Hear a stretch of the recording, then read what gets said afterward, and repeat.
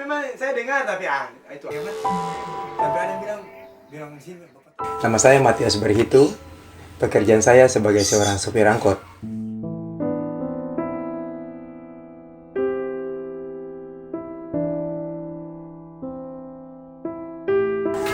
Saya awalnya memang dari masa muda, sebelum saya berumah tangga, saya memang atlet lari.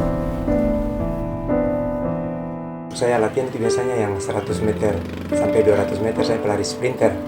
Tetapi berjalan waktu, saya selalu serius untuk berlatih.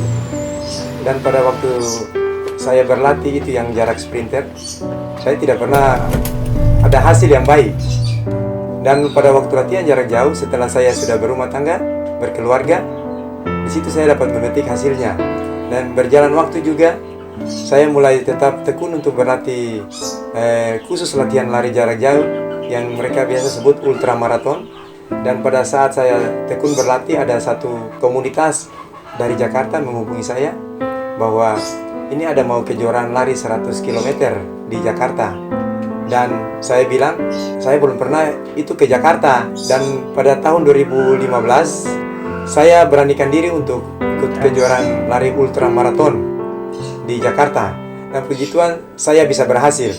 Waktu itu saya salah jalur. Saya salah jalur sekitar 7,5 km. Tetapi saya masih masuk posisi yang ketiga. Itu awal mula saya mulai berprestasi. Kebetulan saya juga kurang tahu informasi mengenai lari-lari di luar Maluku. Dari komunitas lari yang tadi saya sebutkan tadi, dari Run for Indonesia, untuk kasih informasi ke saya terus. Lanjut lagi, setelah itu mereka bilang yang event yang paling jauh itu yang 320 km. Saya bilang saya belum pernah, tapi akan dicoba. Dan pada waktu mereka mendukung saya full, mendukung saya penuh untuk kegiatan tersebut di Pulau Sumbawa, startnya dari Sumbawa Barat.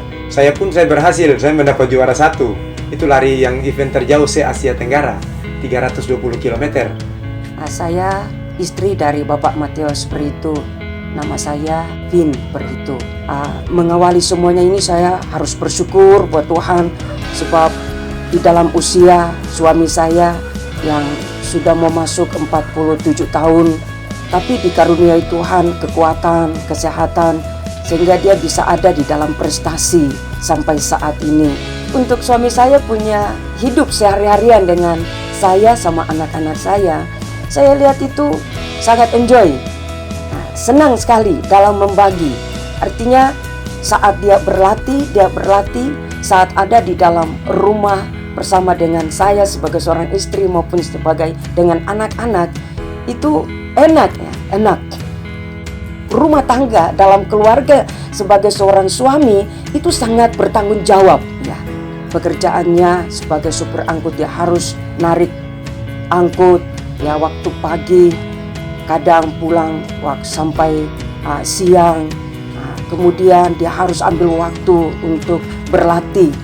Saya sebagai seorang istri, kadangkala saya juga khawatir sebagai manusia pada saat suami saya itu latihan waktu malam, contohnya, karena tempat-tempat atau jalur-jalur yang biasa suami saya itu latihan itu sangat berisiko.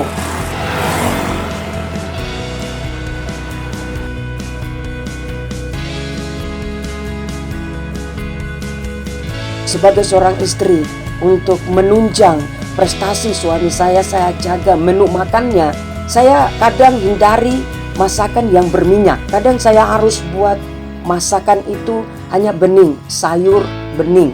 Ikan pun juga saya cari itu ikan yang namanya ikan batu-batu.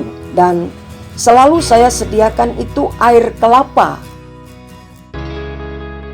Ya, dengan Ibu Rita Nusat Jasi, tinggal di Gereja Sidang Jemaat Allah Barat, Gereja Sidang Jemaat Allah Gunung Nona. Dan kalau kami sebagai tetangga untuk melihat beliau, bukan hanya itu saja, orangnya pribadinya baik dan ramah juga dengan kami tetangga, hidupnya begitu baik, harmonis dengan kami. dan juga beliau orang-orang yang setia untuk ke Tuhan.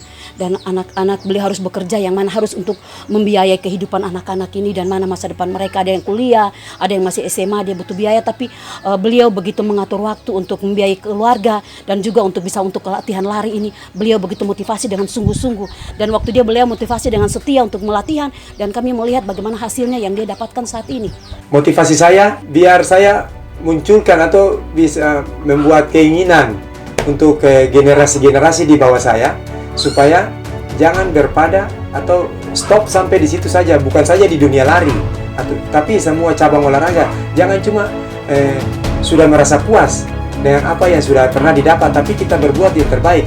Itu yang masih muda-muda itu kan saya kasih motivasi biar mereka tetap giat untuk semangat berlatih, apalagi dia seorang atlet. Contohnya dia itu pelari, atlet lari, dia harus betul-betul semangat. Jangan tidak ada pelatih, tidak mau latihan, ada pelatih baru latihan. Itu sampai kapanpun kita tidak akan berhasil. Dan saya kasih motivasi biar mereka tetap tekun, tetap serius untuk berlatih, dan jangan mengharapkan sesuatu dari apa yang kita mau kita tekuni. Jangan, itu nanti mata Tuhan kan tidak buta, pasti dia akan gerakan atau pemimpin kita di daerah maupun di kota ini untuk tetap serius melihat kita, dan kita buat terbaik untuk daerah ini.